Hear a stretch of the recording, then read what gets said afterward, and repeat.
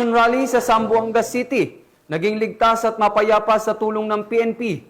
Yan ang hatid ni Patrolwoman AJ Cortez.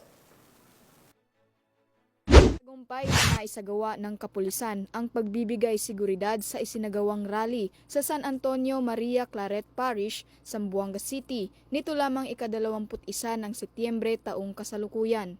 Pinangunahan ng mga tauhan ng Zamboanga City Police Office sa pamumuno ni Police Colonel Fidel B. Fortaleza Jr. ang nasabing pagbibigay ng seguridad sa pamamagitan ng mahigpit na pagbabantay at maayos na koordinasyon, natiyak ang kapayapaan at kaayusan sa buong aktibidad.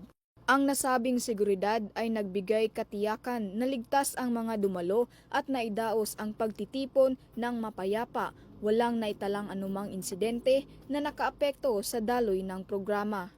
Muling pinatunayan ng Zamboanga City Police ang kanilang dedikasyon sa pagpapanatili ng kapayapaan at kaayusan at sa pagbibigay ng proteksyon sa bawat mamamayan sa mga pampublikong pagtitipon.